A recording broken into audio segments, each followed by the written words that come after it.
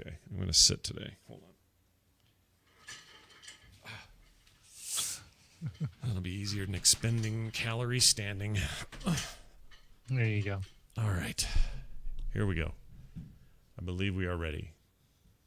Are we, though? Are we truly ever ready?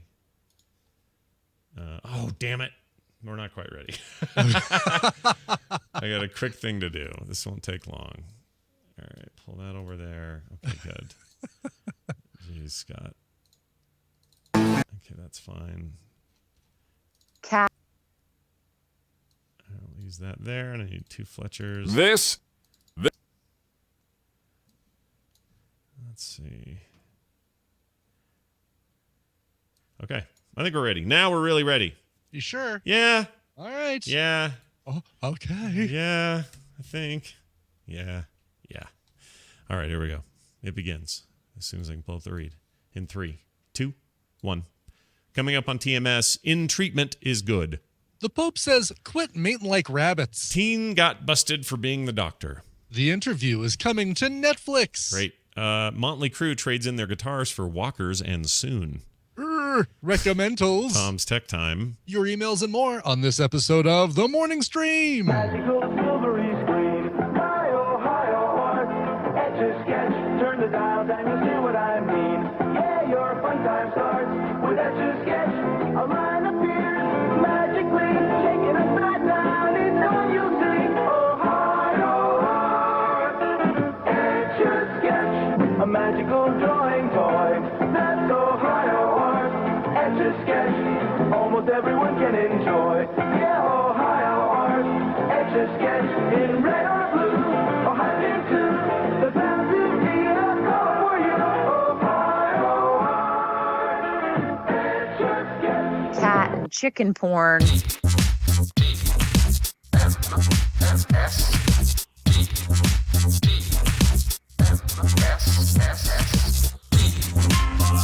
This is the Morning Stream. It puts the lotion in the basket.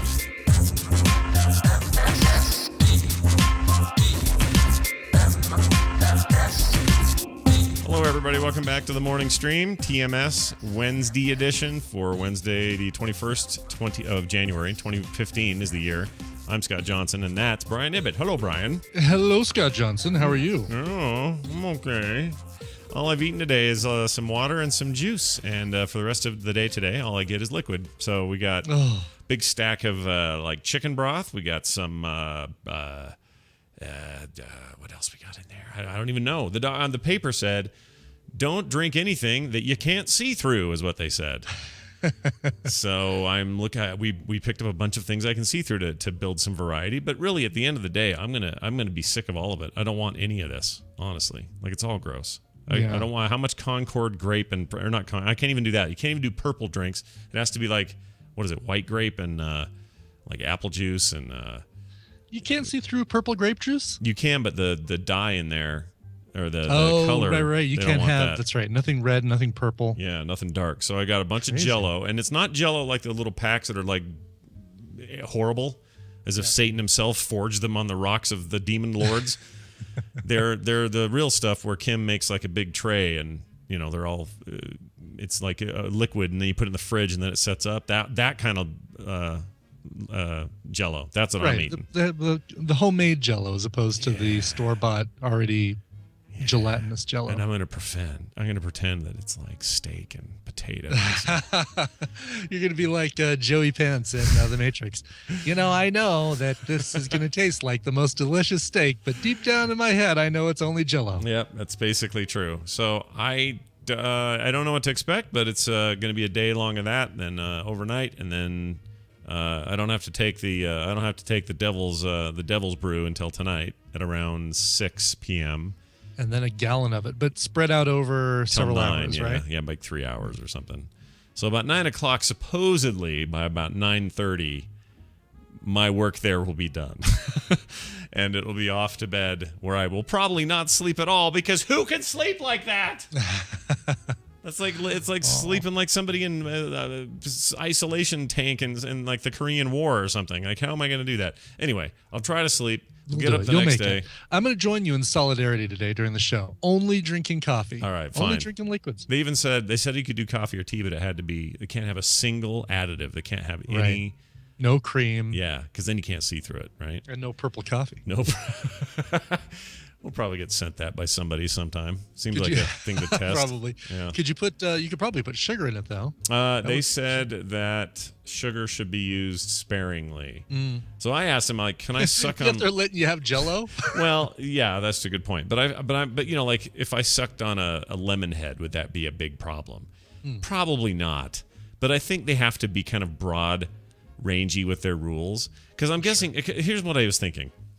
Because that's how this goes, right? If you're going to make Tylenol something you can buy over the counter, you make it extra strength, but really it's wiener strength. It always will be. It's never going to be extra anything because they're being as broadly careful as possible about what Tylenol does and how powerful it might be.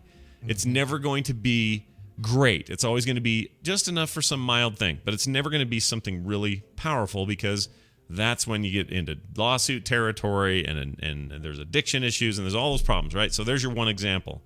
This is the same thing because they're dealing with everything from me with a weird thing we can't figure out, so let's have you in for this test, but otherwise you're a healthy guy, you're in good shape, you weigh what you should for your age, blah, blah, blah. In all other ways, I'm kind of a star patient, except for this one thing. So they got to figure out that one thing, all right? So there's me on the one side of the scale. On the other side of the scale, you have a guy who lives on Taco Bell and burgers every day, drives a truck, and never walks anywhere. You know, who's like, my belly been hurting me for a while. We better get in there and see what the hell's going on. Like, that's that guy. Yeah. And they're worried that he, will eat an entire turkey before he shows up. So they got to be able to like go, all right, no sugar, no solids, no drinks unless they're see-through. Right. The rules have to be broad enough to encompass all the extremes. The bad people, yeah. The bad people. Not that we're saying the truck drivers are bad people. No, of course not. But you know what I mean? Like there are people who are in this boat to have to get a test like this because of their terrible lifestyle. Right. They're eating terribly or whatever. Those guys are that's grief for the doctors to have to deal with. It's a different animal to deal with. So they've got to be able to cover all of them, all of me, and everybody in between. There's 85-year-old people who barely eat this much a day anyway, who are probably mostly eating liquids anyway, but they still have to have the big, broad, blankety statement. And so that's how I'm making it through all this, is realizing how this stuff works. But here's the weird bit. When you don't eat a lot of food, I tend to have terrible dreams.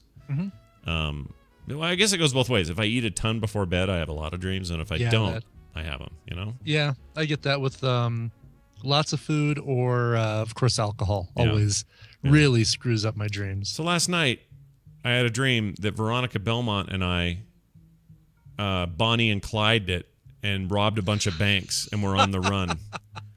We were Really? Yeah, we were on the run, and we were totally outlaws. Yet we were still kind of the way we are now, where it's just kind of casual and hanging out and talking and stuff. But it was weird because the whole time there were constantly APBs out for our arrest. We were jumping state to state. We were in trouble for robbing the country's largest banks, causing real mayhem. Were you her bitch? I think I kind of was in this dream. So when I woke up, it was one of those dreams where it felt so real. I hate these dreams where they feel so real that you're still in the mindset when you wake up. And it's not immediately clear. It's like you don't wake up and go, oh, yeah, there are no giant green space aliens. That was a dream. Hello, Suzanne Plachette. Wow, you wouldn't believe the dream I just had. Exactly. And then you just roll over and go back to sleep. But no, I woke up feeling all kinds of feelings of like anxiety about the bank robberies. What are we going to do with this money? It's too easy to track it all. We're going to get shot. If we don't turn ourselves in, they're going to gun us down. Like, this is all going to happen. I'm also feeling this terrible guilt because I assume my dream meant that Veronica and I were, doing it.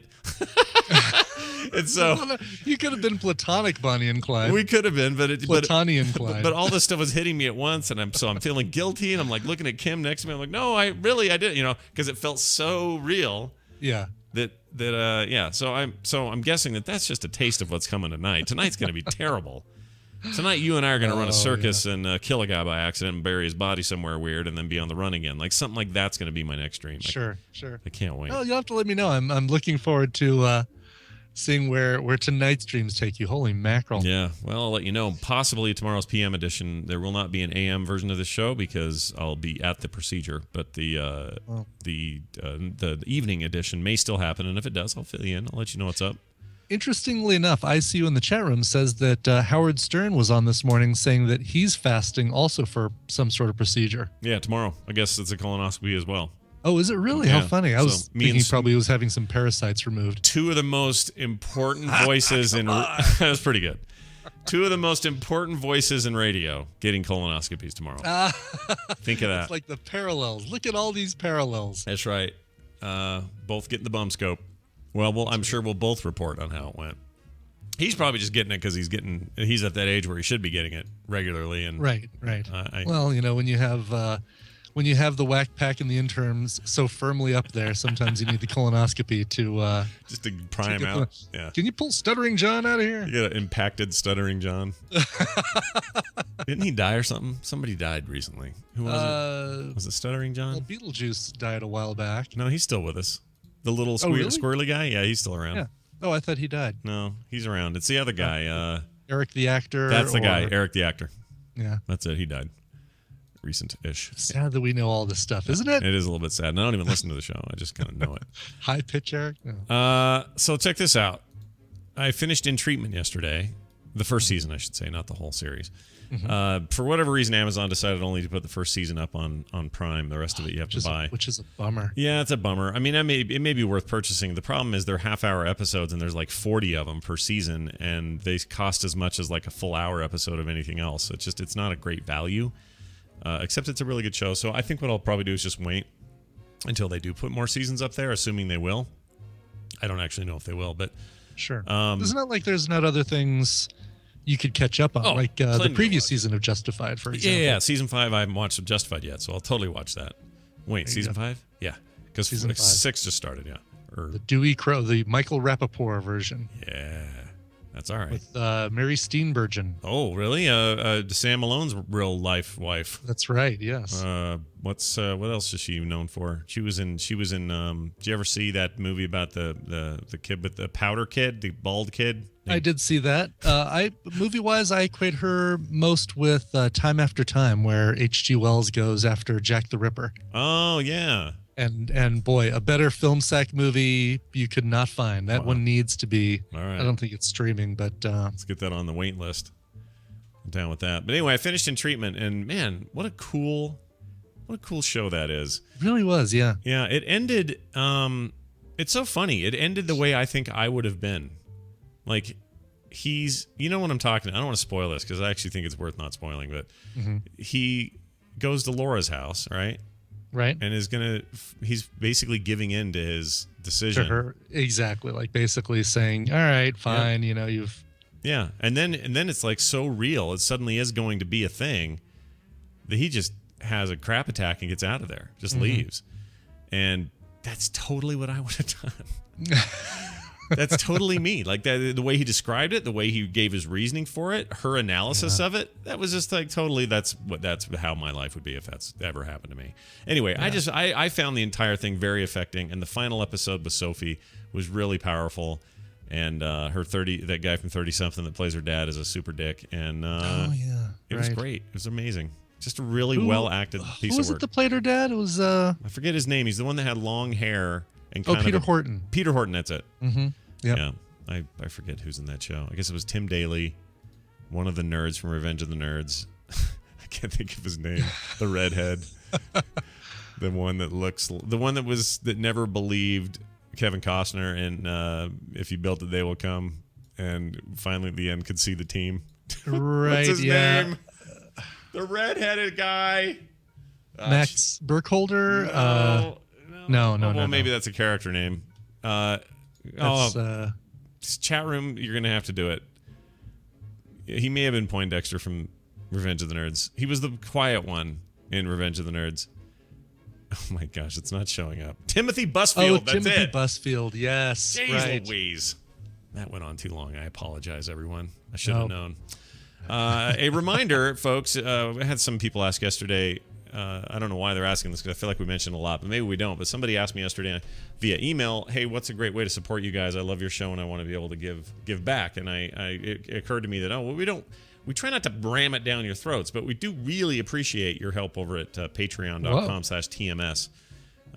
Because that's a great place to support us. And even for as little as like, say, I don't know, $1 or $2 a month, like less than anything else that in your life costs, you'd be helping us in a big way. So please check that out at patreon.com/TMS, especially if you're new and you haven't heard me mention that before. You can also visit our friends at squarespace.com, where you can get a free trial right now. Build a fantastic website about whatever topic or thing you're into. Build a store. Get some domains, make a real presence on the web, make yourself known at squarespace.com. If you like what you see, and I know you will, all the great templates, your ability to make a site that'll look great on mobile and on desktop, that's a really big deal. Save some money, 10% off your account with the code MORNING at squarespace.com. All right. By the way, before we get into Stump a Trek Nerd, Yeah. One other thing to mention here, it's award season again. Yeah.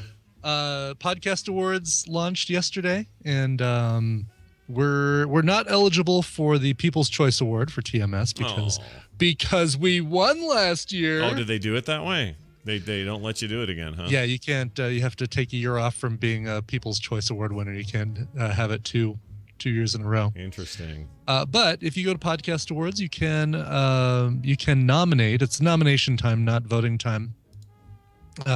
You can nominate us for the comedy category. You can, nominate The Instance for gaming, Daily Tech News Show for tech. Yeah, Coverville for music. Get in there. Coverville for music. Boop Show for video games. So if any of those were won, so if you won for Coverville last year, though, you can still be in that category, just not People's Choice. If you had won that, exactly. Okay. All right. People's Choice is the only one that has a stipulation about you can't win that 2 years in a row. All right. Well, I'm going to make a note here. Yeah. Hey, if you want to put Coverville for People's Choice, I won't say no to that. I'd be honored. Frog Pants Love. Okay. I'm just doing a quick tweet.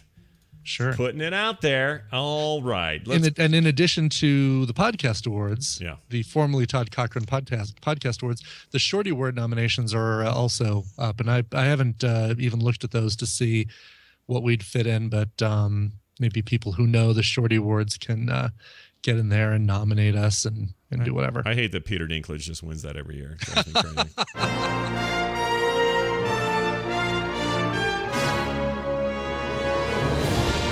Hello, everyone. It's Stump a Trek Nerd, and it's brought to you by Metal and Magic, medieval, Renaissance, Viking, and Scottish-inspired jewelry and gifts. Use the code MORNING for 10% off at our Etsy store. That's metalandmagic.com. That's magic spelled with a CK.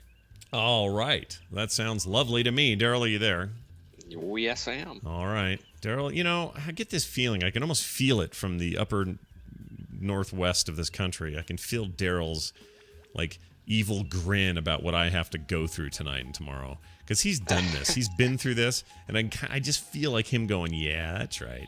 Enjoy your liquid life for the day. Yeah, enjoy having a... So, by the way, I found out 5'3" freaking tube they're going to put up your hooter. Enjoy that. Because that's how long that is. I had to look that up last night because I thought, well, how long is this thing? Is it a couple of feet, 2.5 feet, this scope? No, it's nearly 6 feet. It is nearly the height of me. I mean... Well, you'll be out. You won't even know it's happening. But part of me will know that it's happening. It'll know that there's a 6-foot thing being put in my otherwise exit-only orifice. I'm not looking forward to it. You're going to be so knocked out. It's like you're not even going to be aware of it. Yeah. Today's the tough part. Tomorrow's the easy part, really. All right. Yeah. All right. You're going to wake up. You're fine. All right. You're going to wake up and think, oh, what an idiot I was to worry about this. This is nothing, and you'll feel nothing. It's like nothing ever happened when you wake up. All right. Well, then I can usually eat right after, right? Unless they see some crazy thing and go, yeah, oh no, yeah, emergency 6 or 7. surgery. Get him in the OR. Get Hawkeye in here. Whatever. That's what's going to happen. Nah, eat all the tacos and hamburgers you want afterward. That's terrible advice, Daryl. Don't give me advice like that. No, That's a bad it's good idea. advice. That's a bad idea. All right. Let's get to it. It is Breaking Bad Trivia Week. We have taken a break from Star Trek trivia questions for a week because Daryl finished Breaking Bad. and we have laid at his feet questions about Breaking Bad, and they've been difficult. He is 2 of 2 have been wrong. We'll see if He's today. 0 for 2. Yeah, going into today. We'll see how today goes. We are doing what? Here's a translation of yesterday's clip. Oh, so Gus says Don Aledio is dead. His capos are dead, meaning his head dudes. You have only one left. You have one left to fight for. Fill your pockets and leave in peace, or fight me and die. That's what he said in that Spanish. Okay, good. It's pretty intense. For those of you who are on pins and needles wondering what was said in that clip yesterday, Yeah, that's intense. we've put your mind at ease. It's All right. Don Eladio, by the way. Oh, what did I say? Eladio? Eladio. All right. Saul. Don Eladio. Saul Goodman. Goodman. What's Saul Goodman's power? What does he do? He able to provide you with fake identification and also to join David Cross in a television show every once in a while. Excelsior! Wow. All right, fair enough. A lot of powers. He serves as the lawyer and conciliere of Walt and Jesse. Did you have to write that word, Mike, really? You had to put that in there. He first appears in the episode Better Call Saul. What episode marks his final appearance? Okay, the last time you saw Saul Goodman on Breaking Bad. Was it A? I can't read these. Brian, help me with the first one. That's probably the point. Tohajali. Tohajali. B. Ozymandias. C. Granite State. Or D. Felina. So it's Tohalajili. Yeah. Ozymandias, Granite State, or Felina. Huh. I know, right? Stumper, McStumpy Pants. Think about that one for a minute while I play. Oh, I can't eat anything. No. I can't Well, you believe- could taste it and not eat it. Yeah, but like what? Like Lick a chip. All right, I'll lick one of those Cheezos, okay? All right. But I don't want them going in there going, all right, we see this looks good. Oh, what the hell is that? They'll say. You've got orange powder in your Yeah, what the hell? There's a ring in here. This looks like poorly drawn anime in your colon. Yeah. Oh, I'm not sure I'm going to eat these because the bag, well, the bag is slightly open, but Mine's packed full of like air. mine must have exploded in transit. So I'm going to say that it's probably okay. Brian's a little apprehensive from that cake thing Yes, yesterday. the Choco Top may have given me gastrointestinal distress yesterday, or GID. As It did seem like that would come on awful fast, though. That seemed too fast. If that's yeah, what but it I was. didn't. I mean, the only thing I had for breakfast was stuff I eat normally. I had a cup of coffee and What'd you have the night before? Did you have like a, I don't know, what did I have the night before? I can't remember. petrified I anus? think I had after dinner, which was spaghetti. I think I just had like half a slice of grapefruit when I kind of needed something. Oh, there's your listeria outbreak in grapefruit. There you go. Oh That's God, it could be right. it. Could be. You never know. All right, let's give these the try here. Did I even play the thing? I don't think I did. Here, let's play the thing. Are you hungry? Aren't you hungry? What's a foodie? All right, these are cheese rings, cheese-flavored snacks by Regent. The worst illustration of all time is on the front of the bag. Although I would put this here, I'll give you a comparison. The original, The back's not much better. the original Mega Man art for the original Mega Man cartridge on the, I want to say it was either an Atari or NES cartridge. I've got to find this because it is so bad. Here's the best part though of the anime artwork on the front. Yeah. That they needed some way to tie it to their brand, right? Mhm. So they just stuck the logo on his forehead on that little thing on his helmet. That's awesome. That little nubbin. That's pretty good. Okay, The here. helmet, I think, is a cheese ring. Brian, in the chat room, I'm putting a piece of art. I want you to look at that. Daryl, I'm putting it in Skype. So if Oh you want God, to see yeah, it. that is horrendous. I Isn't that remember really the worst thing ever made? They put out a video game with that on it. Yeah. That's a Mega Man game. And that was on the cover. That wasn't just, oh my gosh, I still to this day, I cannot believe they let that through. Whose kid got to do that? Like, whose 11-year-old boy was said, yep, you know what, son, we're making a video game. You got to draw the art for it. So bad. Anyway, moving on. I love people that do cosplay that. Like, there's all kinds of cosplayers out there that'll show up at a con. Oh, really? Is that version of the? Yeah, is that terrible setup? That's hilarious. All right. So it's interesting, because Daryl, you might have a different bag than I do. If you're saying that looks like a cheese ring, I mean, if it looks like a cheese ring on that person's head, because the one I've got, it's a dude with a helmet. But do you have a woman with a cheese ring on her head? Yeah. Oh, interesting. I don't have that. I have a dude. Oh, on the back, I've got the woman with the cheese ring on her head. Oh, there it is. Well, she is. Oh, and on the back, I've got a guy. Okay, yours is just flipped. Oh. Oh, that's neat. Well, it would be neat if the boy cover's way worse than the girl one. Here, look, chat room. I'm showing you. Okay. And here's cheese ring girl right there for the chat room as well. All right, I'm gonna tongue this ring here. Are we ready? Ugh. Yeah, just like I thought. It tastes like probably like a Funyun with cheese on it. Yeah. I won't actually eat it, though. It's basically a Cheeto. Yeah. I'm not a fan of Cheetos. I'm not a fan of these. Don Cheeto is your favorite actor? No? Yeah, he's good for licking. Well, all right. There you go. Daryl, do we have any birthdays in significance? Well, sort of. I scoured the universe for Breaking Bad and failed again. And I didn't do much better with Star Trek, but I did find the owner of the Enterprise D model, the person that owns it today, and he owns Kirk's chair, and has a company named Vulcan, and owns a little team named the Seattle Seahawks. It's Paul Allen. He's 62 today. Oh, wow. So he was a big Trek nerd then, was he? Yeah. He must have been. And still is. Oh, well, all right. Big, by the way, big news, breaking news just now. Big news, everyone. This is kind of crazy. Okay. The founder of 4chan, who founded the site 11 years ago, at the age of 15, who is now, let's see, 11 and a half years ago, so it would have been, so now he's like 26 or something.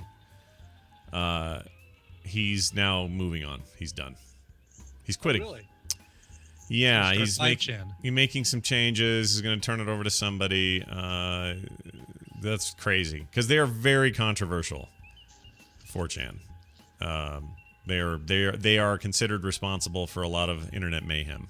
Well, that the leaks, right? That we had the leaked selfies, naked selfies last year that originated there. Yep. Yeah. Supposedly, they also they didn't do the hacking, but they did the distributing, or at least did some of it. There's some material that's showing that they may have originated the Gamergate, at least the hateful part of it. Oh, really? A lot of things over the years. They're sort of known for taking things down, destroying things, starting real dirt on the internet. For good or for ill, him leaving, I don't know. But here's 11 years in the numbers. 42 billion page views. 1,700,000 something total posts. Wow. About that many visitors. Monthly page views, 620 million. Daily visits, 1.2 million. Terabytes per month, 2,838 terabytes per month. That's a lot. 105 volunteers, 63 boards, 1 administrator. They never had anyone but him doing it. Wow. Anyway, goodbye 4chan, man. Breaking news. All right, Daryl. I'm assuming he's selling it, right? No, he's just passing. Well, I don't know. Maybe. That's a good point. Why wouldn't you, I guess, right? Yeah. It makes sense. It doesn't say, though, in the email or in the post. Who knows, though, dude? There's some dark magic over there, so who knows? Mm-hmm. They're exchanging blood types or something. Who knows what they're doing? Daryl, let's get back to your question here. Happy birthday to that guy, Paul Allen, and all his money. Which one of these 4 did you think that episode was where we last saw Paul? Or Saul, sorry. Better call Paul. Hi, I'm Paul. I love that monkey. Well, wasn't he? He was in just about all of them, wasn't he? Up till the very last one. Wasn't he in the last one? I think he was. Would you like to say that as your answer? Are we your phone a friend, or what's going on there? Well, sure, if that's legal. Nope, it's not. Turns out, not an option. You'll have to decide that for yourself. He must have been in the last one. So I'm gonna say, I mean, yeah. So Felina is the last one. Is that the last one? Mm-hmm. Okay.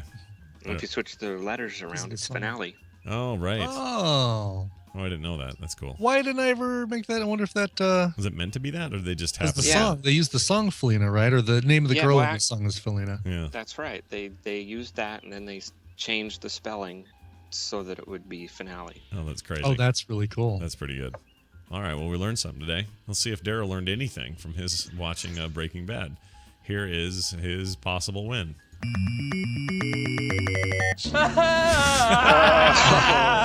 It is incorrect. The answer is Granite State. It's when he basically turned him over to the cleaner dude.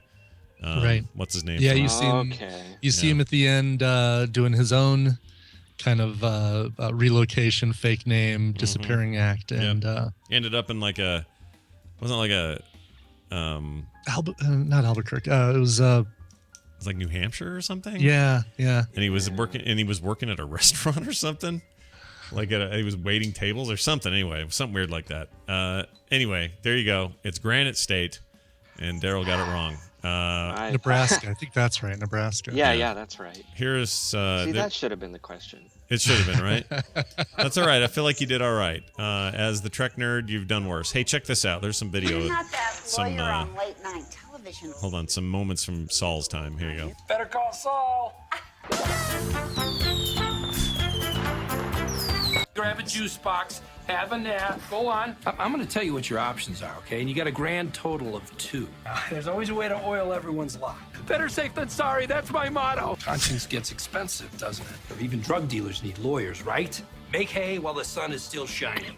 You two suck at peddling meth. Anyway, it goes on for about 3 minutes, but great. it's fantastic. Yeah, some of the best Saul moments. I'm very much looking forward to Better Call Saul. I am too. Yeah. Going to be great. I read an article that where Vince Gilligan admitted that was a joke. They had made a joke on set. That wouldn't it be funny, like we're like Flo, and like Alice turned into Flo, or Enos came from Dukes of Rhoda, Hazzard. Maud. I mean, all those. Yeah, he says, the wouldn't it be funny if Jeffersons. we did that? Who would that be? Oh, it would totally be Saul, and it would be really dumb, and then eventually turned into like an actual thing, which is great. All right, Daryl, good job for not doing well. We have one more of these questions that we'll do probably Monday to finish you out, because I want to give you a full 4-question run and see if we can't get at least 1 out of 4 for your recent watching of Breaking Great. Bad. Daryl's the Trek nerd on Twitter. I'm Sorry, go ahead. definitely not the Breaking Bad nerd. I will leave that title to somebody else. Yeah, someone else will have that. Well, someone, if you had seen Breaking Bad as many times as you've seen Star Trek, we might be having a very different week. Yeah. But you don't do that. Who does? Yeah. No one does that.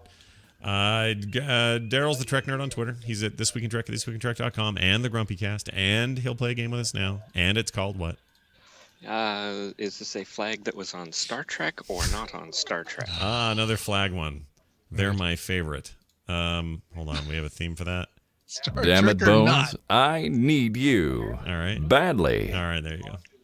Fletcher. The California state flag. It's a bear. It says, "Don't tread on me." Or no, is it? Does it say "Don't tread"? Yeah, "Don't tread on me," right? Hold on. If there's a California state flag, that's a real thing. But you're saying it couldn't have. I'll bet that did appear on Star Trek also. Oh, wait a minute. Yeah, okay. We got to really pay attention to the. Yeah. Give us the way the questions. Give us the question again.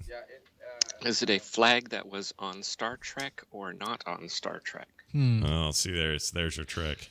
I remember the United Federation of Planets flag flying over, the Academy and stuff. I don't remember seeing the California flag. They still have, and this is all Star Trek. So this could be movies. It could be anything. And my guess is they did show it, and they always made a big deal about how states are still a thing. Kirk's from Ohio. Yeah, it's got a bear. The "Don't tread on me" is something different because it's a snake. Because the "Don't tread on me." Actually, it's Iowa, not Ohio. Oh, Iowa. Sorry, Iowa. That's right. But and then San Francisco is we assume that's still a city in California that houses Federation headquarters. I really feel like Star Trek showed it, and he's trying to play one off on us here. I think so too. Yeah, let's go with that. Let's say that he's pulling our chain here. That he's treading on our snake. That's right. Okay, what do you say, Daryl? The California state flag was shown in the Star Trek 2009 movie. Yay! I wonder if it was Okay, one was of it the newer, really? I wonder if it was one of the new That's what I ones. was visualizing. I thought it was the United Federation of Planets logo. They probably had both. They probably had like 3 flags Well, flying. they probably did. I wonder if they don't have American, like if America, that's downplayed because it's a world government now, right? Mm-hmm. I think Earth is all like one in that fiction is one world government, which kind of makes sense. You know what? Sure. You want to know my theory on that? I think we're headed toward that regardless. We're going to get to a point where I know people bristle at this, and they will for decades to come and for many wars to come. Mm-hmm. But at some point, we have shortened the gap between. It used to be you had to take a boat for 6 months to get anywhere and die on the way, right? That doesn't Right. exist anymore. Everything's so closely clamped together. So look at air flight and what that did to it. Now look what the internet has done to it. Now look what real-time communication over those things do, and the cost of those things being virtually nothing. At some point, we're all connected in a way that basically makes us right next to each other. So why are we so xenophobic? I don't know. I agree. I don't see it happening in our lifetime, but I don't either. I'm telling you, there'll be a fight before any of this happens. But yeah, I think it does happen at some point. In fact, I think in Star Trek lore, there's talk of a giant war that culminated before anyone finally gave up and said, "Yeah, what are we doing here? We all should be on the same." Yeah, because I think maybe. I mean, I know this gets into a lot of dumb theory about a fictitious show, but if suddenly other aliens showed up and said, "You are now ready to know about our technology," like we figured out warp drive or whatever, that would be enough probably to make you go, "Oh, it's not about countries within a planet. We're thinking too small here. We need to all be on the same planet because now now we got Klingons to deal with or whatever." Sure. It would be like how Spider-Man would team up with the person he was fighting with to go against a common enemy. Yeah, that's how we'd Except have they to wouldn't do be it. an enemy. That's how. Yeah, I mean, who knows? There's a lot of theories about it. The minute you say that, though, you get emails from people going, "You're not a true American.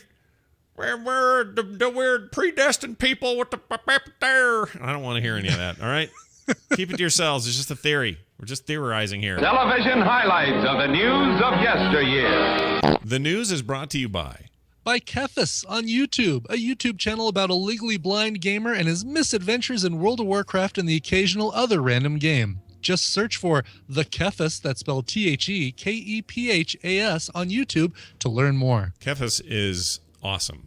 He is. We raid with the guy. He, to be honest, I would never have known. No, you'd never know. He knows more about strategy and what needs to happen. Yeah. He leads DPS charts. Like, the guy's a dynamo in the game, and then you find out he's essentially blind. Legally blind, yeah. Yeah, he's got to do all kinds of hoops and things to jump through. He has the weirdest combination of keyboard and controller setup for the way he plays. Oh, really? Oh, I'd be curious to see what kind of setup that is. It's interesting. And so I've got an interview. I want to get an interview with him where we can just talk about the details of how he does this stuff. And it's not just this. He's like having these real in-depth conversations about the way he plays Diablo or any number of other games or how he just functions in life.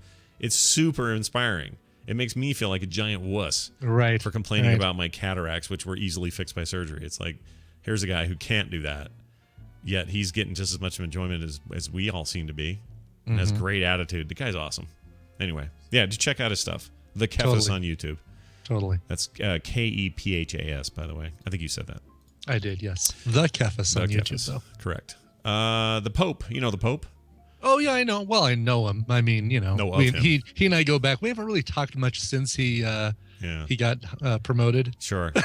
That happens, right? People forget where they came from. They do. Yeah, they forget all the little people. We used to go drinking. We would go out carousing, and now he doesn't even call me. Yeah. Whatever. Come on back to Arvada, Pope. Hey, Pope. Pope Francis, which is my mother-in-law's name. Pope. Your mom's name is Pope Francis? Pope Francis. Yep. Every time we see her, hello, Pope Francis. He says birth control ban. The birth control ban in the church doesn't mean breed like rabbits. He says. No. This is interesting.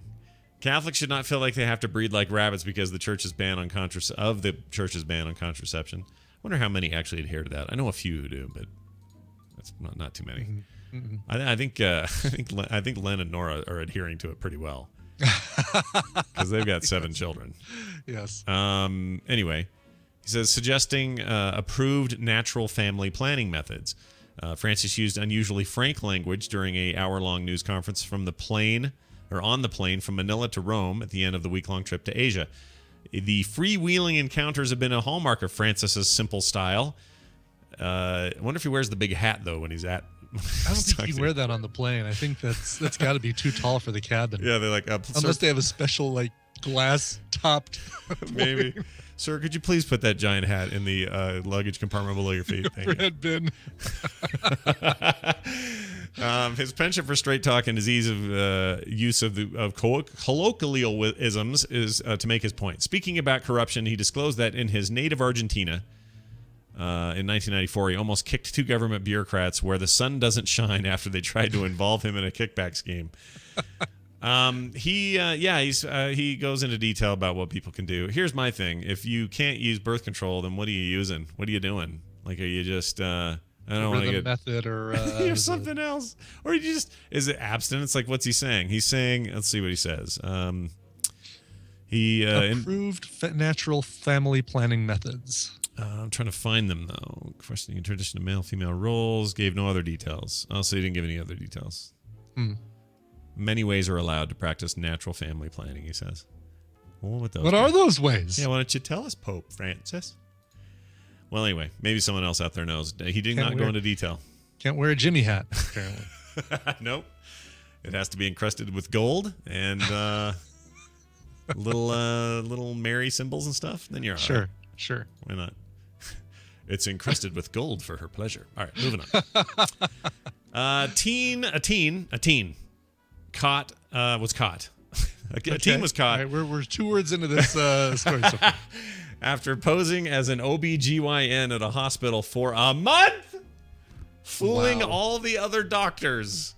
Wow. He went to some great lengths just to see, Yep, if he could. See if he could see a little, Exactly. A little whatnot. Police say a teenager in Florida, of course, was playing doctor inside a real medical facility. He posed as the doctor, was able to walk the halls of St. Mary's Medical Center in West Palm Beach. Police say he wore a white coat with a St. Mary's logo. I think it's just crazy. I can't believe he got away with it for a month, Stacey Morales says. Who's that? It doesn't say who that person is. Just some passerby. Great. Good job, Fox 13. The imposter was busted while wearing a stethoscope around his neck and a mask around his face, on his face. At the time, he was in an examination room with a patient. He presented himself with a patient of our practice and introduced himself as Mr. Dr. Robinson. Dr. Sebastian Kent said, an OBGYN with the St. Mary's Medical Center, an actual doctor there. According to the police report, the team was inside the examination room with the patient when Dr. Kent conducted an exam. First thing I thought was, why is this brought twice? I don't know. Listen here, I say. He stutters in his thought. I am really getting old because these young doctors look younger every year, he said to himself. Nice. I say, listen here, boy. Gave it away when the patient would put her legs up in the stirrups and he'd go, yeah. He giggled like a schoolgirl. That's a really weird thing. I'd like to know more about why the kid did it, but we don't know that yet. So yeah, I think we can guess why the kid did it. Real Doogie Howser. He's no Doogie Howser. No. I don't think this was for for medical pursuits. What is the Doogie Howser theme song? I always forget it. I'm gonna play it. Let's see. Oh, here you go. It's like a little keyboard thing. Mark Post, wasn't it? Probably.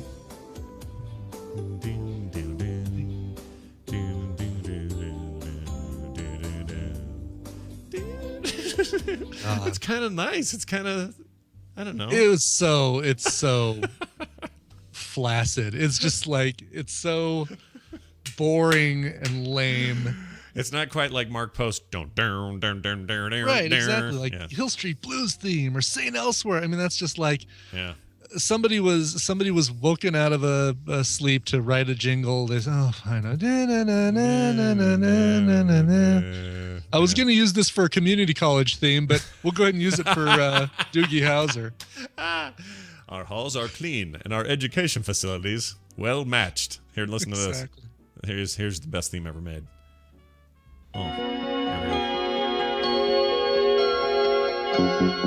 At least I think it is. That's my memory.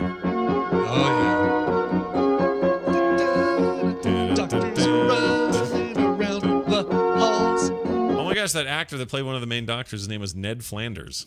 Oh, really? Yeah, that's awesome. I want to see. I'd watch St. Elsewhere right now. I would watch that again now. If that was streaming, I would. I'm all up in that. Let's see if we can find where David Morse looks like he's 5. Oh my gosh, he's so young. Oh, and Ed Begley's like 10 years old in this. Oh, yeah, right. Oh, and there's Howie Mandel. Oh, forgot about Howie. Oh my gosh. All right, chat room, just for fun. Here's David Morris, who's one of my favorite actors of all time. And here he is in the chat room, just for funsies. Why can't I find the chat room? Here you go. Enjoy. Okay. Anyway, sidetrack. Moving on. Motley Crue. You know Motley Crue? I do know Motley Crue. They, they did a little bit of smoking in the boys' room, and they did. You're right about that. Well, they're doing their final 4 dates ever. They're done. They're out. Right. Sure. Los Angeles, where they're going to do it. Till they run out of money. They're going to do their final hometown gig in L.A., Staples Center, December 31st, 2015. Final tour number 1. They're going to have special guest Alice Cooper, who will be their opening act. Mm. Yeah, that's right. Alice Cooper, opening act. Vincent Furnier. Furnier.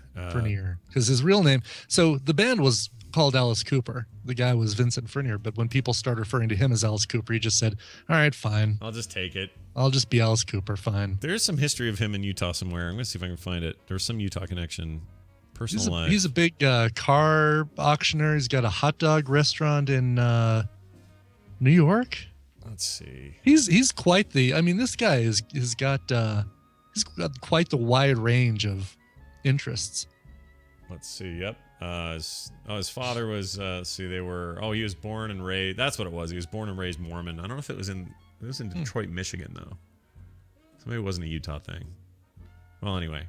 Yeah, his boy, you want to see a long, weird, interesting Wikipedia page. Alice Cooper. Yeah, this thing is this is crazy. As all of his urban legends, all of it. It's all here. Anyway, good times. Interesting. So Motley Crue, they're going out. They're done. Cool. Well, we'll make sure to see them on the first of their final tours. Yep. Also, in updated interview news, The Interview is coming to Netflix. I don't find this to be that shocking since lots of things come to Netflix. Sure. So I don't know why this would be all that different, but this will only be streaming, right? I mean, there's not really a DVD that you can. Not yet, but you can go. Yeah. I mean, you can already get it on iTunes and 10 other places, so it's not like it's a hard to get thing. But they're pay for iTunes. They are coming there. Let's see. It's January 24th, so like a few days, and you'll be able to watch the interview. Watch it this weekend. Yeah. On. Now you said you saw it while you were in Vegas, right? I never saw it. No, didn't see it. Oh, we were going to, but it never showed up in theaters. So that was it. Remember, because it never showed up in theaters. Well, no, but it was on iTunes. I thought you might have watched it on iTunes. No. While you're out there. No, I didn't watch it. I don't even. Here's what I know about that movie, and you don't even have to tell me before anyone saw it. That it probably wasn't very good to begin with. Yeah. That all this controversy swirling around it doesn't negate the fact that it's kind of a crappy, average movie. Exactly. It's not like, oh, we don't want you to release Unbroken. It's like, oh, this is such an important movie, or Selma. Right. Or something like that. This is, this is Pineapple Express 2, basically, right? It's and so it's got its audience, I understand, but it's like getting excited about an Adam Sandler movie. It's just sort of, okay, whatever. If it's free, maybe I'll see it then. Oh, yeah. But not once did I go, ooh, this controversy makes me want to rush out and see it. No. In fact, if you ask me... It's your American civic duty to watch that movie. If you ask me, it's either a perfect storm or planned, but one way or the other, this whole thing is just a big publicity stunt. Whether or not they orchestrated it or it just turned out that way, that's what it is in the end. Is it just worked out to make it turned? I don't agree. I mean, I think it turned into publicity, but I don't think it was a publicity stunt. Well, that's what I mean. That's what I mean. That you and I agree. That's basically what I'm saying. They got the good end of the deal, even though it may seem like everyone got the raw end. There's no way this movie would have had this kind of attention outside of this. No, not at all. Not at all. Not a chance. We would not even be talking about this movie had it had everything gone according to plan and it was released on Christmas. We would be saying nothing more about The Interview. Yeah. Take any bad movie and have this kind of thing swirling around it, and it would have turned it into a legend. Oh, look who's talking too. Oh, what? They don't approve. Oh, this could be the biggest movie event of all time. Well, let's get right on it then. HelloFresh.com sponsoring the show. Eat some good food right now, damn it. Go to HelloFresh.com. Look at what they're sending out this week. Oh, gosh. Let's look because I'm starving. This is bad for me to do, actually. Yeah, no kidding. Why are you doing this to yourself? I don't know. Because I'll eat well tomorrow. Don't worry. Let's see. I'm going to look at next week's lineup when I will be eating. Chicken tostadas. Southwestern black bean chili. That looks amazing. Pan-fried shrimp cakes. Oh, gosh. Barbecued pork sliders. Oh, man. Butternut squash and caramelized onion flatbread. You're killing me here. Stuff is amazing. Go to HelloFresh.com right now. Find out what recipe you want the most. Get 50% off your first order. Straight to your door. Farm fresh ingredients ready to go. 50% off with the code MorningStream. We're going to take a break. When we come back, Nicole will be here. Yay. We'll talk about movies. Yeah, recommendals. And then Tom will be here with Tom's Tech Time. And your emails. After all this, or before all that, a song. What do you have? A song. This one was requested by Gary Fisher as a dedication to Eden, Cleo, and Math Geeks. Wait, Eden, Cleo's daughter. Chai. Yeah, but why does this say Eden, Chai, and Math Geek's son? Is Math Geek's not her husband? No. I think Gary may be confused. I think there's a little bit of a typo, but hopefully it's Eden's birthday. I'm assuming. I'm assuming it is. Holy cow! This could be a really embarrassing deal. Yeah, who knows? But anyway, he wanted to request an unusual birthday song, a non-traditional birthday song, and my favorite that fits the bill is a song originally done by Altered Images and covered by the Ting Tings. By the way, Ting Tings getting set, or maybe in the process of releasing a brand new album. Oh, okay. Jeannie says that both have birthdays today. That's why. Oh, okay. That's the deal. Yeah, So the request is a little weird. it is. Yeah. All right. That's okay, Gary. We know. We understand. We gotcha. This was released on the Yo Gabba Gabba Music is Awesome Volume 2 CD. It is the Ting Tings covering Altered Images. Happy birthday. Oh, sweet. Here it is. We'll be back in a minute.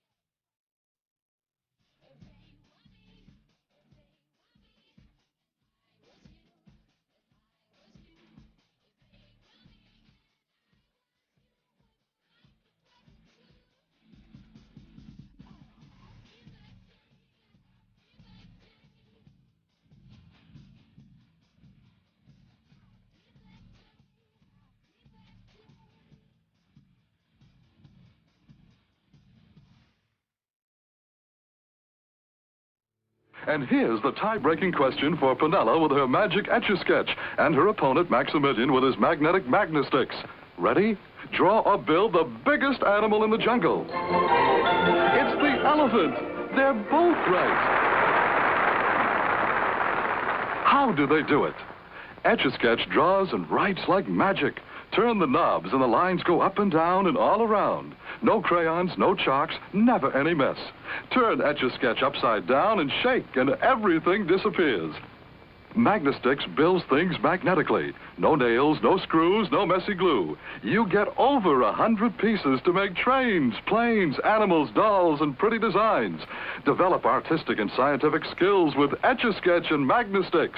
They're kid-tested toys from the Ohio Art Company. Very embarrassing.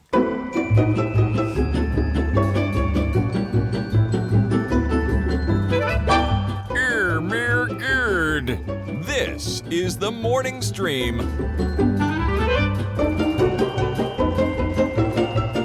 Okay, we're back. Hello. That song was rad. I love that.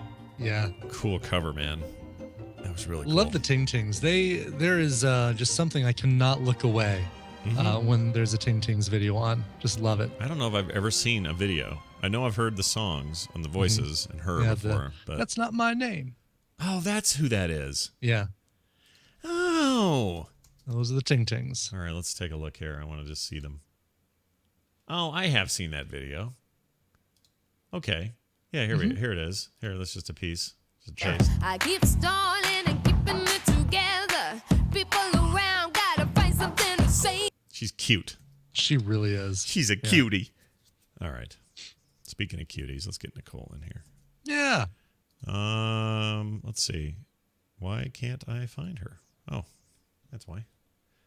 Because Scott's a dummy. Don't worry. We'll get this. We got this. We'll get it.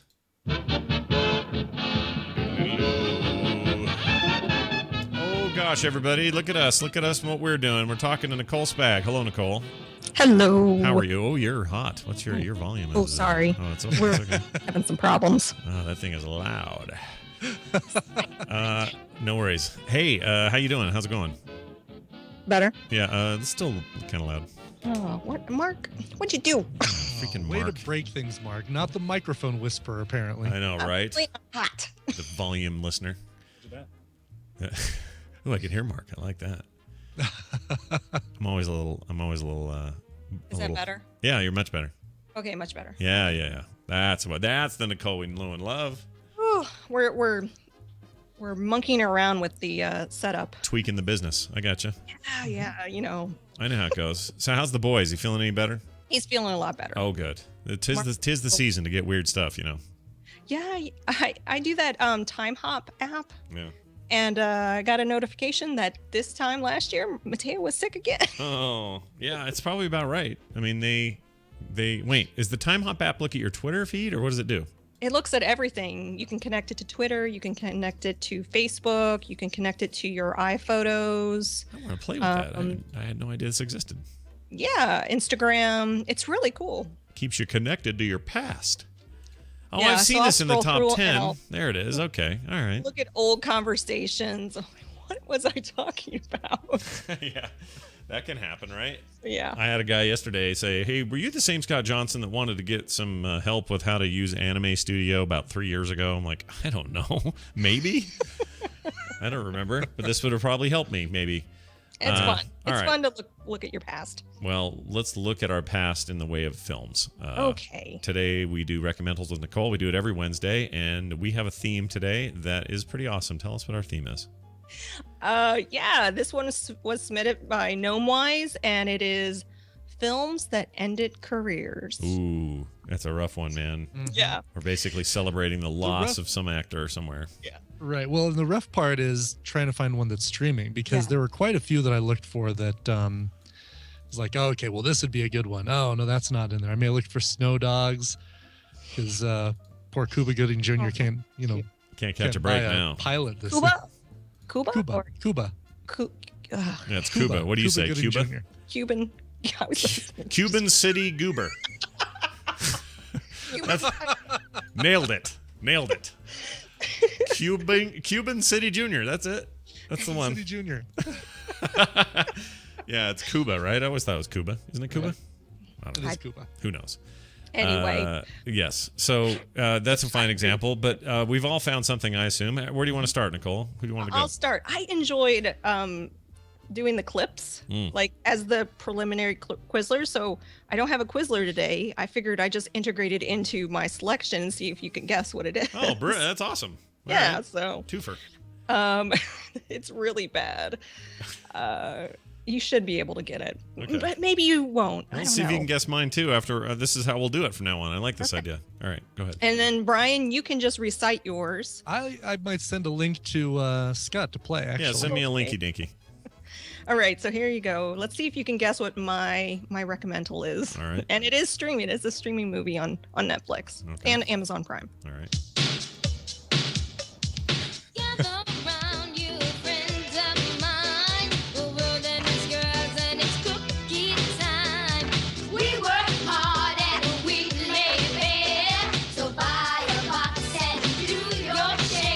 Okay, Okay, that's enough. Wow. Gosh.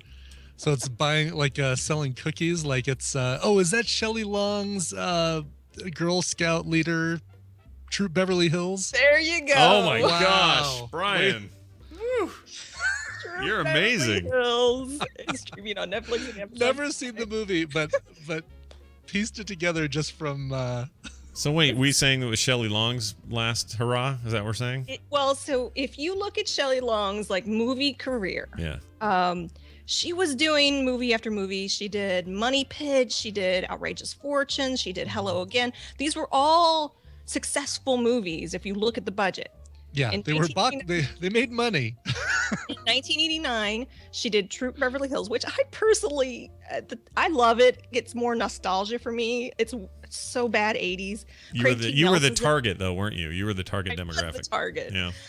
Craig T. Nelson is in it. There's a really young, what's her face from Beverly Hills 90210. Oh, the one with the crooked Spelling. eyes. Oh, Tori Spelling. Okay. Yeah. A lot of young actresses in this movie, but this movie, I think it was budgeted for like 15 million and only made 8 million. Wow.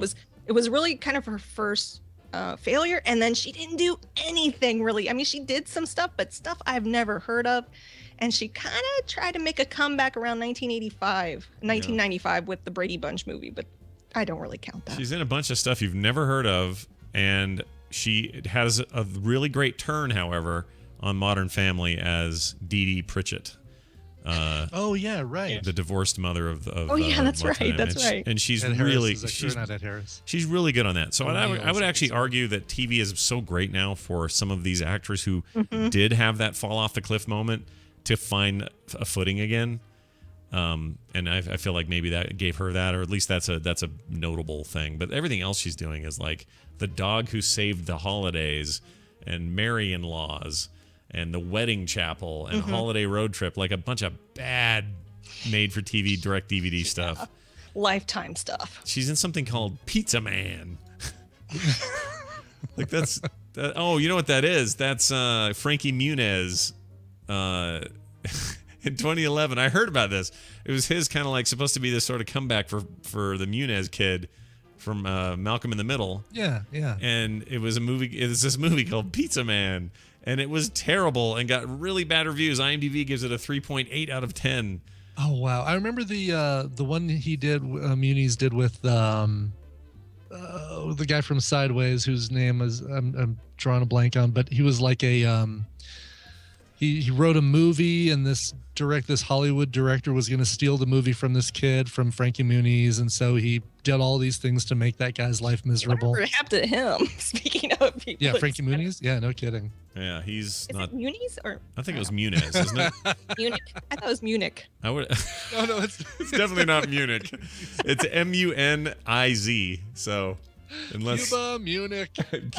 Munich, Muniz. Making a big comeback. Anyway. So I miss Shelley Long. I really like her. I do too. She was great. She was great on Cheers. I liked her in The Money Pit. That's who I was thinking of. Yeah. She had her moments. She's great on Modern Family. We have that. And you should watch Troop Beverly Hills just to get a taste of the 80s and how wonderfully awful everyone dressed. And of course it's Beverly Hills, so everything's just over the top. Yeah. I mean, this is a movie like this. I was a young girl living in Missouri, and California was this weird, strange place. And this movie just kind of exemplified it, I guess, and promoted that stereotype. Well, may she ever reign as Sam's first love on Cheers. Aww. Okay. Before Now's Veronica's Fat Closet or whatever her name came on there. All right. I'll go. I have. Right. Let's see if you guys can guess this clip here. So I'm going to play it. Here you go. Are you men enough to fight with me? Anyone who opposes me will be destroyed. The actor in question is the second one. That was Jean-Claude Van Damme in Mortal Kombat. Yeah, but who's the other guy? Because that's the guy whose career ended. Oh, really? Oh, play that again? All right, I'll play it one more time. Say Jean-Claude. Yeah, forget about Jean-Claude. It's the second dude. Second dude you want to pay attention to. Are you men enough to fight with me? Anyone who opposes me will be destroyed. Raul Julia, right? Raul Julia and Street Fighter. Street Fighter, not Mortal Kombat. Yeah, 1994's Street Fighter, where he played, what's his name? Bison. And Bison. And Bison, yep. And Hold on, I gotta pull it up here real quick. It was not only the movie I think would have been a pooper for his career, but it also ended up literally being his last movie. He died before he was able to make anything else. So his final film. Yeah, I know who you're talking about. Now Yeah. I see his face. Is this streaming? It's not streaming on Netflix. It was last time I checked, isn't it? You're terrible at this. I thought it was, isn't it? No, it's not. Wait, is it streaming? I swear it just was. I just checked this. Maybe it wasn't Netflix. If we don't have to pick movies that are streaming, then I'm going to go with that. I thought I You're got just gonna that. get extra points if you get it streaming. All right, let's see. Street. It's not required, I guess, because it is a hard topic. streaming. Wait, Being- hold on. Street Fighter. Okay, here we go. Here we go. Oh, come on. Oh, tell me it's streaming somewhere. No. Damn it! Nope. Well, it was. It was. Just like last week's. It'll come back. Yes, like last week. You can rent it everywhere, so go rent it. All right, that was my pick. Brian, what do you got there? Or did you send me a link? So I did send you a link. So let's say, let me talk a little bit about it, and then I'll have you play the link because you'll be able to see instantly who it is. Okay. And but the career just about killed by this movie. A guy who's in great stuff like Top Secret, Real Genius, of course, Top Gun, Willow, Thunderheart, True Romance, Tombstone, Heat, and then that same year after Heat, he came out in this movie. Oh, all right. Well, let's see what it was. Let's find out. I'm gonna guess who it is. Here we go. Wait. Well, You can play a little more than Riddle that. for you. For me. Really? Tell me. I see without seeing. To me, darkness is as clear as daylight. Oh, What am I? Batman. Yes. all right. Val Kilmer. Yeah. Yep, that's the one. That was a reminder of just how terrible that film was. Really was. Batman Forever is the movie, 1995, streaming on Netflix, and could have killed a bunch of careers. I'm surprised that it didn't have as bad an effect on everybody else who was involved with that, like Chris O'Donnell and Nicole Kidman. Well, what is Chris Tommy O'Donnell Lee doing these Jones. days? Like, what is Chris O'Donnell up Yeah, to? what is he doing? Yeah, Well, he maybe may that's your he point. may have he may have applied. He was a He got a twofer in that one. yeah. Maybe, yes. He was a veterinarian in the show Kim's watching, that Grey's Anatomy. So, Oh, really? So he's got some TV, I guess. He's But doing something, I guess, yeah. But boy, for a while after that, Val Kilmer just could not get anything. Like The Island of Dr. Moreau, 23% on Rotten Tomatoes. The Saint, which had 30% on Rotten Tomatoes. He kind of made a bit of a comeback with Kiss Kiss Bang Bang in 2005. It wasn't his movie, but he was a big part of it. And a couple things here and there, but boy, yeah. Oh, MacGruber. He was in MacGruber. You know what he was good at? I'll tell you what he was good at. He was He's good as the at being voice. Tom Cruise's wingman. Well, that's So- true. That's true. But he was good at being the voice of Kit for that very short-lived reboot of otherwise terrible Knight Rider reboot. But he was the voice of Kit on that show. What? Yeah, and he was really good as the voice. Like he Sure. he kind of nailed it. Like it really made me. I was compelled by the car, but the rest of that show sucked. So it had no chance. But yeah. Anyway, Yeah, there's that. Good old Val Kilmer. Oh, Good pick though. That's a good one. And Heat, go back and watch Heat, everybody. Heat is one hell of a Heat's freaking great. movie. Oh man, so good. And if you want to laugh, this is also streaming. It didn't kill anybody's career, but go watch the first couple minutes, just the first couple minutes of Batman and Robin, just through the opening where they just show, like, the credits are just finished rolling and they show George Clooney and Chris O'Donnell putting on all their bat gear. Yeah. I didn't. So Tina and I were watching something on HBO, and this came on right after it. Mhm. And it's close-ups on their butts, their crotches, their chests, as each thing is like shung, they're putting on their glove, and then it turns to see the little blades on the glove, and then shung, pulling up their pants and shung, attaching their belt and stuff like that. Yeah. Isn't that the version too that George Clooney has the nipples? Yeah, in oh, it? yeah, the bat nipples. And the nipples started with. I want to say nipples started in Forever though, didn't they? Or they just got worse in Batman and Robin. I'm not No, sure. it's just really obvious. They might have had the nipples in Batman Forever. Yeah, that's what I'm But thinking. Anyway, Batman and Robin, man, just watch the first couple minutes and you won't believe that this actually got released, and people said that's a great way to open a movie. Yeah, those are real mistakes. Those movies, especially that last one there. Talking about ending your career, Batman and Robin almost ended the Batman franchise. Mm-hmm. It wasn't good for Clooney at the time. No, if Clooney couldn't have branched out and done all his indie stuff, I think he may have been in a little trouble too. That was a bad movie. Yeah, it really was. And it kind of marked the last time we would see Arnold in anything we gave a poo about. Expendables was kind of fun.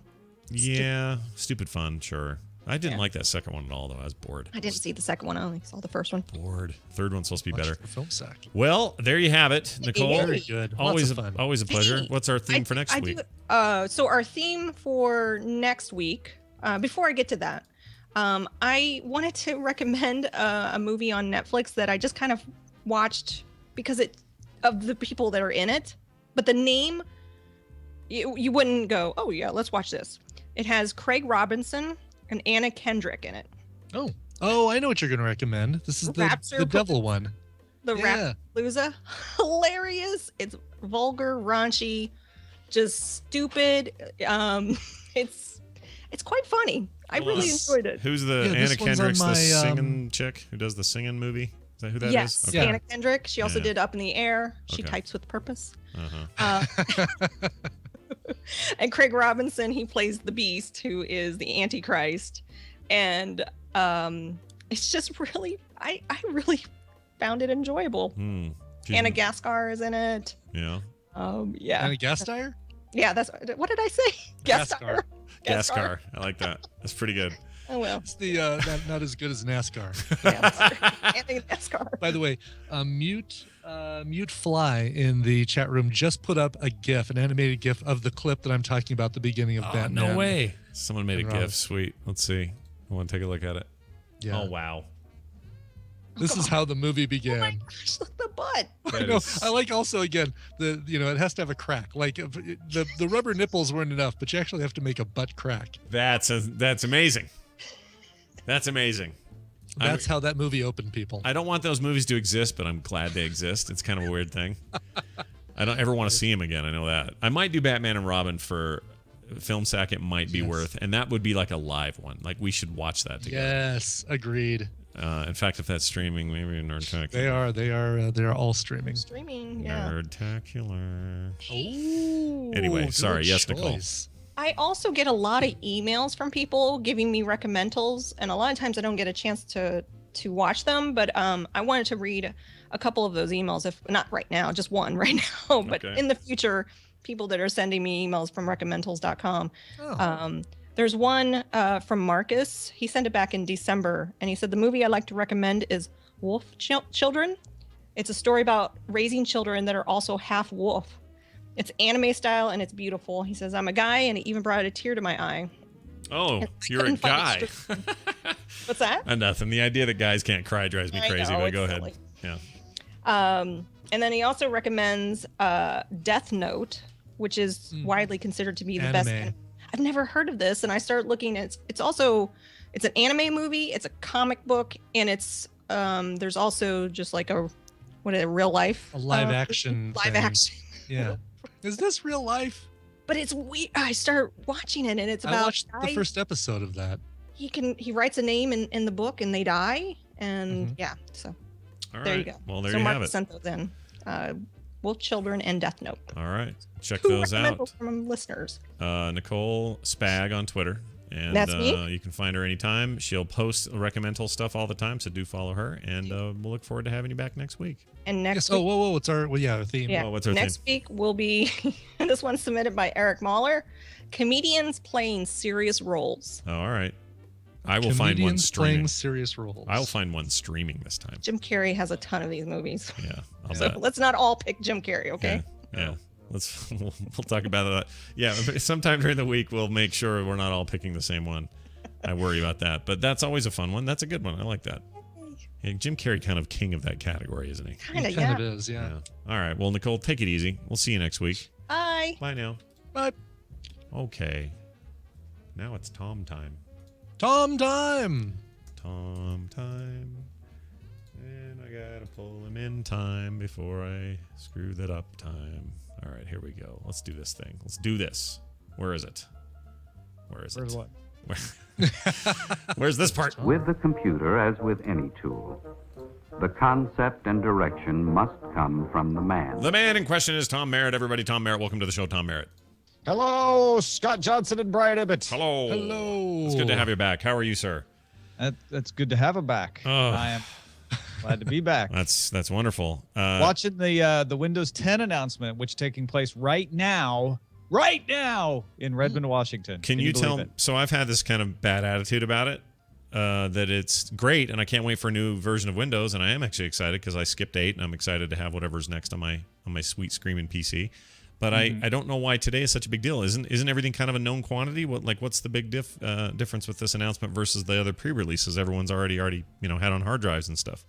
Well, we're yet to find out specifically what those differences are. But remember, the last time it was very basic. They're like, we got a preview release out there. It doesn't have all the things in it. But the big bombshell they just announced minutes ago is that Windows 10 will be a free upgrade for all Windows 8.1 users, Windows Phone 8.1 users, and Windows 7 users. Whoa! For the first year after release. I'm in because I've been on 7. I was really afraid you were not going to say 7 there.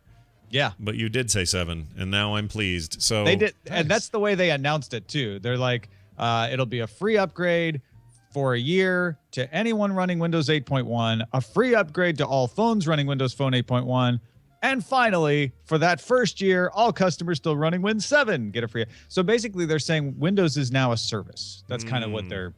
So they're hammering away at that message. Like, we just give you Windows. They're still gonna charge enterprise level customers basically for the service of delivering patches in an enterprise friendly way. So they're still gonna make plenty of money off Windows.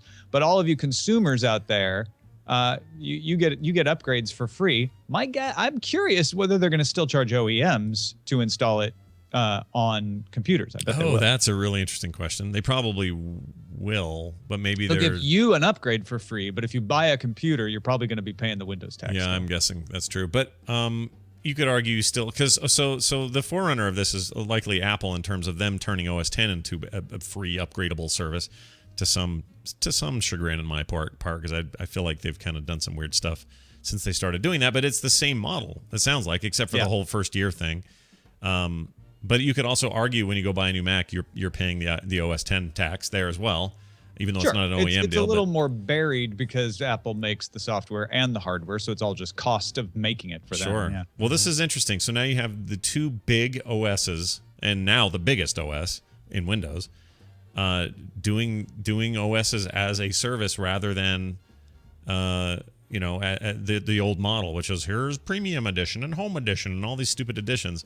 This is great news. Yeah, they're still probably going to have lots of crazy additions, by the way. I mean, what they're doing is they're saying Windows 8 is Windows 10 is Windows 10. Yeah. So if you have it on a phone, if you have it on an Xbox, if you have it on your desktop, it's one app store. That was the other thing they announced earlier, is that Windows App Store apps are coming to Xbox One. Oh, wow. That's kind of a big deal. I think. I don't know. That's weird. That'll be interesting to see how that shakes out. But if I'm a 7 user and the day comes, we don't know when release is. Is it later this year, or what do we know? I haven't got to that yet. Okay. So far, start menu is back with live tiles. Taskbar is more streamlined. Start menu can go full screen, which is an evolution of the current Windows 8 start screen, but it doesn't have to. You can customize it. Yeah. There's an action center in the lower right corner tray. Notifications are getting a rework. They keep. This has all been announced since I started talking to you. Like they're rolling through stuff right now. Joe Belfiore is on stage. So when they poop this thing out, I guess I'm finally really excited about Windows now. Not just because it's free. I like the thinking behind it. It's like I'm willing to pay for Windows. That isn't really a problem. Mm-hmm. But I like the idea that Microsoft is embracing what seems a little obvious, which is that just the old days where it was such, OSs were such a component that you had to worry about as much as you did the RAM you bought and all that kind of thing. To get out of that mode and start thinking about the world as containing these services and selling within those ecosystems is a really smart move, and that makes me more excited about Windows than actual Windows does. Yeah, no doubt. It is the evolution of things, as you say, and it's also the evolution of Microsoft. I think Satya Nadella is taking Microsoft away from the Windows crack by doing this. Yeah. There's lots of benefits to the consumer. There's lots of benefits to developers in doing this, but it's also him saying, hey, you know what? The future is charging people for services. So we need to think of Windows as a service. And to get people all on the same page, we need to get them all on Windows 10 as much as possible. Let's make it easy for them to do that. Yeah, and in theory, if they move forward doing this, then Windows 11 or whatever it's called would follow a similar track. There's also, I'm curious if this matters to them in their accounting, but there's a little bit of pressure that happens if you, Brian Ibbett, at home have Windows 10 because it was a free upgrade, and you go to work and your workplace hasn't paid to upgrade their contract from Windows 7. If you kind of kvetching about things or talking about, well, at home on my home computer, I'm able to do this, doesn't apply a little pressure for businesses to upgrade faster. Yeah. Right. To actually spend the money. Yeah. That's an interesting way of doing it. No, I'll just take my Windows 10 laptop with me to work. There you go. Yeah. Well, and that's if true, I didn't right? work from home. Yeah. A lot of people are doing that. Yeah. Well, yeah, it's an interesting move. I don't know. I feel like, people, the old idea that you needed to have a totally new operating system every time you did it, and it meant it had to have a whole new look and a whole new thing, and that whole thing is failing for them. 8 was kind of proof of that, and Vista even was kind of proof of that. What people wanted was maybe a slower, more evolutionary, but better version of what they're already using in a nice, streamlined, sort of inexpensive way. And this seems to be doing that, and that's exciting for me, because the one thing I do like about the way Apple has done it is the iteration has meant you don't have to uproot everything, and compatibility isn't as much of an issue, and like all of that stuff doesn't hit you all at once with this brand new thing you got to get your head around. Whereas Windows has always been that big brand new thing to get your head around, and that used to be exciting. You wanted the big new thing to get your head around because it felt like revolution. But now I don't think people need revolution. They just want stuff to work, and they want their old stuff to keep working, and simple as that. Things are connected often enough now that you don't need to rely on the operating system as much for applications as you used to. You can go to the web for that, which is interesting to say in a world where our smartphones and tablets are all app based. They're even though they're connected, they all want to silo all of the functions into little boxes, into little apps. Whereas it looks like the operating system is saying, you know what, we're just going to fade a little farther into the background here, and we understand that services are where it's at. And that doesn't mean that apps are getting deprioritized, but it's deprioritizing the operating system as the platform, making the net the platform. Well, today would be a good day for people to listen to, if they haven't been already, and why aren't they? They're dummy if they haven't been. But you should be listening to DTNS either live or later, and today I'm guessing it'll be full of all kinds of good stuff. Yeah, they're talking about Continuum, which they had announced last fall. That's the idea that when you're in tablet mode on a computer, it gives you the tiled interface that everybody criticized in Windows 8. But then when you attach the keyboard, it says, hey, do you want to go back to normal mode, normal keyboard mode, and gives you that desktop mode. So it's a little more self-aware. We already knew that, but they're showing it again. Goodness. And now they're demonstrating Cortana, which a lot of people expecting to see different upgrades to. Cortana is the virtual assistant that you can either type to or you can speak to, and it's supposed to go across all the platforms, so we'll see. Well, all right, there you go, Master Chief, making our lives easier with your Cortana hologram chickie baby. Sweet. Well, people should check out DTNS today. What time are you live for folks who are not in the know? 1:30 p.m. Pacific, 4:30 p.m. Eastern, 3:30 Central, 2:30 Mountain Time, the only time zone that matters. That's right. And Cortana just predicted the Seahawks would win the Super Bowl. Oh, my gosh. It's just in. Look. Yeah, so, and Lamar Wilson's going to be my guest, so we'll definitely be talking about this. All right. Well, don't inflate any balls between quarters or you'll get a lot of scrutiny. It couldn't be because Cortana is based in Washington. That probably has nothing to do with it. Oh, sure. No bias at all. Yeah. No, it's perfectly objective. Hey, when you talk to Cortana real quick, do you have to say, hey, Cortana, or Cortana, do you bring her name up? Yeah, Hey Cortana, I believe, just launched a bunch of people's Windows phones. I think the reason I asked that is I think it's smart to have 2 syllables or less for your assistant person, voice person. So Siri, Google, whatever, like that seems easier. Cortana is just adding that extra. I don't know. For some reason, it bugs me. Then it's less likely that it's going to come up organically in other things you say. Like Siri I've triggered Siri with other things I've said. I'm guessing with Cortana it'd be less frequent that would happen. Yeah, that's a And good then point. when you're just saying, okay, Google has a new product, right? All of a sudden you've launched a bunch of Google phones. So, I just got the Amazon Echo this week, and saying Alexa really works. Oh, really? You can't talk about her. You can't have anyone around your house named Alexa. Oh, Yeah, wow. yeah. It just triggers right away. That thing's It triggers really well. That thing looks really cool. I've heard good things about that thing. I think like my, it for being able to launch music, Yeah. to just be like, play me some jazz, right? Mhm. I also love it for the shopping list, Yeah. because it's kind of been a pain in the ass for me to pull out my phone, launch Buy Me a Pie, type in what I want, and I'm just like, hey, add eggs to the shopping list. She's like, I am adding eggs to the shopping list. Yeah. Nice. Really well. And where I does think that for our personal assistants, we need Mr. Mitzelpeck. Yeah. It'll be That'd less be all likely right. to come up in regular conversation. Also, although I think Microsoft missed a real opportunity by not naming their voice thing Clippy. Yeah. It looks like you're trying to add eggs to your shopping list. Yeah. Do you need some help with that? Yeah. Hey, Clippy, turn yourself off and never bother me again. Die in a fire. Or Bob. Bob. been Bob, Oh, right. yeah, I had Yeah, Bob. Microsoft Bob. Oh, my gosh. I had to push Bob. I used to work for a computer store. It was terrible. Tom Merritt, everybody. Ace Detect on Twitter. DailyTechNewsShow.com. There's so much going on, and there's not enough time to mention it all. But is there anything in particular you'd like to mention before we go? We're still pushing towards that next Patreon level, the next milestone goal for DTNS. So patreon.com/Ace Detect. If you've been meaning to help us out, we only ask for like 5 cents a show, $1 a month. The more people that do it, the more chance we have of being able to get Scott and Veronica Belmont as regular contributors. Sweet. And I can live out my weird bank robbery fantasy in real life. Long story. Tom Merritt, everybody. Take it easy. Thanks, have fun. And see you in Windows 10. Bye now. All right. Yeah, it is Very exciting. We got to get to that thing. All right. Oh, people in the chat room saying they really like their Echo as well. Yeah, I think I'm gonna break down and buy one of those. I have Prime, so it's cheaper for me. So cheaper for people. So the with music Prime. it plays, like when it does the music part, does Yeah. it do like apps pulls- or services, or where's it getting it? It's from your Amazon Prime library, so you have to have an Amazon Prime.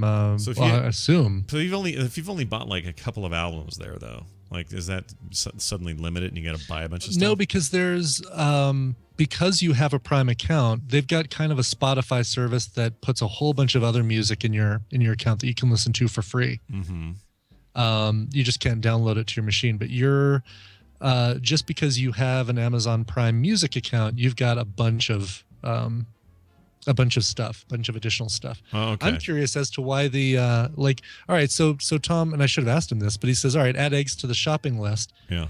Where is that shop? Does he have to take his Echo now with him to the grocery store and say, what do we need in this aisle? Yeah, but I meant to ask that Papers too. and toast. Yeah. Does it like translate to an app or something? Like maybe it Probably throws I'm it. sure to an app, yeah. That'd be great. Yeah. Well, now I kind of want one. Oh, here it is. They have a Fire. Okay, so there's a free companion app for Android, iOS, and Fire and browsers. So your shopping list, your alarms, all that stuff can be managed via the app. So yeah, that's exactly it. It doesn't matter what platform you're on. If you have an iPhone, it'll work just fine. There you go. Dude, $99 if you don't have a.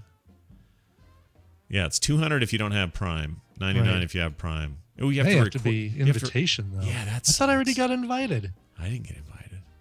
Could have sworn I got invited. I just did a request, so Yeah, me too. now we're going down this hole. Thanks, Tom. We've spent money because of you. Well done. If too bad you didn't give us a coupon or some sort of code, so you made money off of that deal. David Michael says on a text, "I love my Echo. It has Frog Pants integration." Tell me more, Dave. Really? What does that mean? I don't know what's going on. All right.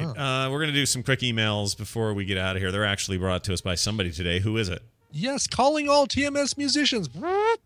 We all know recording your music can be the most expensive part of getting yourself heard, and doing it yourself often yields less than professional results. Never fear. Call on Freestone Media to help you with all your audio production needs. We can mix and master your pre-recorded tracks and even build a band around you to bring your songs to life. Services start at just $100 and always include a no dicks here satisfaction guarantee. Contact Jason at freestone-media.com and mention TMS to get a 25% discount on your project. Here's one. Shove the Hobo, says Lucas from Tennessee. Dear Simba and Baboon, you mentioned that you thought thanking Jesus was weird for winning a football game. I don't think it is of it as them thanking Jesus for the victory, but rather as Jesus giving them the strength, talent, and ability that he has given them to allow them to win. Just a win way to think about it. Lucas, no, I have no problem with that, but that's not what they say. It would be one thing if they got up and just said, so how you feeling about your big win? Well, I just want to thank Jesus for giving me the strength, talent, and ability to play this game well, first of all. Second of all, I'm just so proud of my team. If they did that, right. Ding! Totally cool, man. Not a problem. But they don't do that. This is us assigning context where they're not giving any. Their context is, well, I just want to thank Jesus for helping us win. That's what they're doing. They're picking sides and saying Jesus is a football fan of any sort or ilk. That's my big hang-up. So, yes, if they're saying that, right on, brother. That's not what they're saying, though. Right. I'm not even saying they're saying the other thing sometimes. I don't know what they're saying because they don't provide any context. Provide some context. Done deal. They're just saying it because everybody says it. Yeah. I mean, that's kind of, yeah.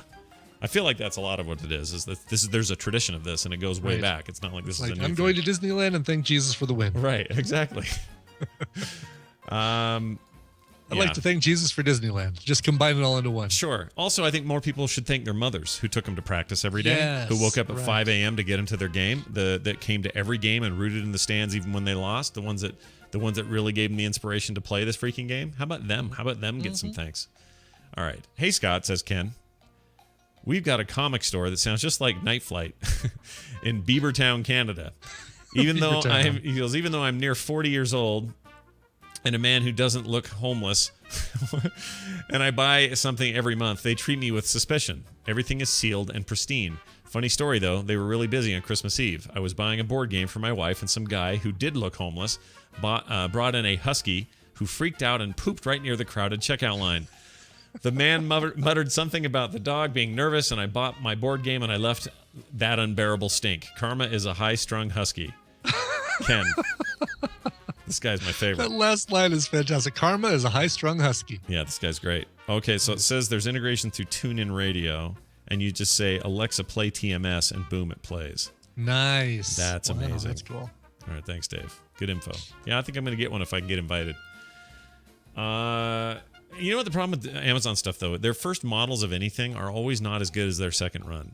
So I worry about that, you know? Like, they're going to turn right around and go, the Echo 2 is 1 billion times better, and you just bought the other one, suckers. I don't know. Anyway, Dear String and Bean, says Bob Decker. On January 13th, the episode, you were talking about working at Amazon. Speaking of Amazon, the warehouses, we were talking about how I've heard that they're kind of rough conditions or something. Anyway, he says, I worked there for a week in November in America's Wiener. That would be Florida. First, you start off working 10-hour shifts, 4 days a week. The pay is okay. Then they tell you will have mandatory overtime for another 10-hour day, which may be increased to 12 hours a day if it got busy. As for packaging, your workstation has a computer and there are rows of bins behind you. When a green light comes on for a certain bin, you scan the bin, your monitor tells you which box to use, and there is a large number of boxes. You load the box, put in the packing material, push the button, and get measured amounts of tape. You tape it up, push it onto the conveyor belt in front of you. It's not hard or rocket science, but it was 10 hours a day, and I'm 60, so a week was enough. Shove your pro, Joe. Bob Decker, 60-year-old dude. Wow. First of all, 10 hours a day is rough doing that kind of... Yeah. It's weird. It seems like mindless manual labor, right? Like almost you expect there to be a fish biscuit that comes out at the end of it. A fish biscuit. A little fish biscuit. I like that idea.